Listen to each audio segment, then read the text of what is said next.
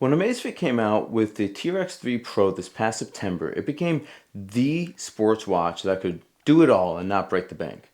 Stepping up to the plate with onboard routing, it filled an important gap as an adventure watch that brought it closer to parity with Garmin, the only other brand currently offering onboard routing. At launch, the only size available was the 48mm version, although they did let us know the 44mm version would be launching at a later date. Well, I finally had one sent to me, and now that I've had it for a few weeks and could test it out a bit, I think it's a bit of a shame this size wasn't available at launch because I honestly think it's the right pick for most people. Hear me out on this one.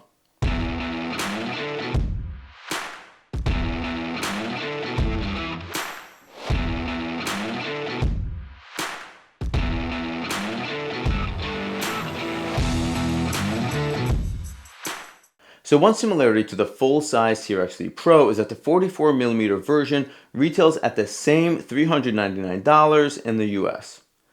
Now, when you consider everything you're getting in this package, you realize that while this isn't at the value end of Amazfit's lineups, like watches like the BIP 6 or Active 2, this is still an incredible value.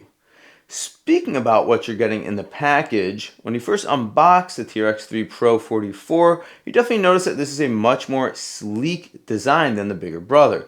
Gone are the front-facing screws. You instead get a standard smooth bezel. Gone are the harsher corners. You instead get some rounded corners. And gone is the asymmetrical sensor guard. Well, I guess it's technically not gone, but it's a heck of a lot smaller. The gold black version was sent to me by Amazfit, but there are two others, an Arctic gold version and a tactical black version. Also included are what are now kind of just the standard Amazfit offerings. You're getting your magnetic USB-C charging puck, you're getting your booklet, and the silicone straps, of course. Now, those silicone straps are now able to sit flat on a surface instead of the downward-facing straps of the 48mm version. Straps also come in at a thinner 20mm size. Other more apparent differences are, of course, the display size, coming in at 1.3 inches versus the 1.5 inch of the bigger version, as well as the smaller battery, being rated at 17 days versus the 25 days of the bigger brother.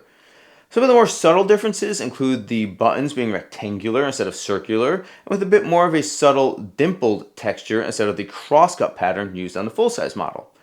So why is this the right watch for most people? Well, I'll start by saying that I've grown to accept that octagonal watch bodies are a thing. The T-Rex 3 definitely takes design cues from the highly regarded Audemars Piguet legendary oak with the overall shape and front-facing screws. Many other watch brands have done the same thing, in fairness, from other Swiss watchmakers all the way down to Casio G-Shock GA2100, also known as the Casio. But for me, with a watch as large and as bright as an Amazfit T-Rex 3 or T-Rex 3 Pro in this instance, it's still just too attention-grabbing of a design. Probably the branded sensor guard that looks like a tiny carrying handle is what sends it over the top in my opinion. I guess I'm just not out adventuring enough to justify a beast of a watch like that on my wrist day in and day out. I just do lots of, normal stuff when I'm out working out. So, enter the 44mm version. It's everything you'd like about the T-Rex 3 Pro, but in a more toned down version. The rounding of the corners, the sensor guard that almost sits flush, the more appropriate size on wrist. It's all there and it's all right. Check out how the 44mm version looks on my 18cm wrist compared to the 48mm version. Now, I know that 47mm has kind of become the standard sports watch size, but there are plenty of people out there who just look plain silly with tanks on their wrists, and I think the 44mm version will just look better and more appropriate on most people. Throw in the lighter weight, coming in at only 65 grams, as well as the lower profile, measuring in at just 13.5mm, and it's a winning combo. Now, you may be saying that the gold bezel is a non-starter for you, and I would have to say it wouldn't be my pick either. And at launch, the entire 44mm size featured only female athletes using the gold bezel version because there only were two gold bezeled versions. But Amazfit heard our pleas, and the tactical black version was introduced recently as an option as well. Now, I'm not going to do a full review of the T-Rex 3 Pro 44mm version since I've already done a T-Rex 3 Pro full review. So please check that video out for in-depth testing of accuracy, routing, UI, and just everything else. As a very brief rundown of some of the key features you get hardware-wise, you get sapphire glass, titanium bezel and buttons, built-in two-tone LED flashlight, built-in speaker and microphone for Bluetooth phone calls, 32 gigs of storage, dual frequency GPS connection, and some of the key software features, you get 180 plus sports modes, including all the standard ones you'd expect, as well as some recently popular ones like recreational diving, which the T-Rex 3 Pro is rated at 45 meters for. You get rucking, and of course the built-in Hyrox modes, as Amazfit is the official sports watch of Hyrox. You also get Zepp Flow, their built-in AI that is built on top of ChatGPT, which you can use for both voice commands on the watch as well as just general online searches. You get downloadable maps, and of course the big one is introducing onboard route creation. Now the other concern when you shrink the size of a watch is that you shrink the size of the battery.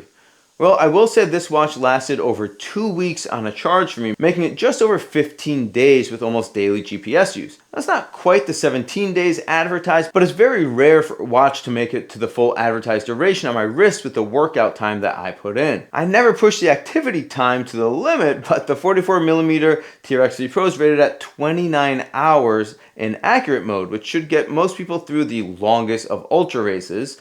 And if you're moving slow, you can just put the GPS long battery life mode on and get all the way up to 60 hours of continuous use. Now again, this isn't a full review, so I'm not going to run through activity fit files like I do normally on the full length watch reviews. I will say that the tried and true Biosensor 6 performed just fine for me when compared to both ECG heart rate straps and upper arm based optical heart rate readers. This is the same sensor array that Amazfit has been using for a little while now, so if you'd like to see how it performs, you could check out my recent videos on the T-Rex 3 Pro, the Balance 2, or Active 2.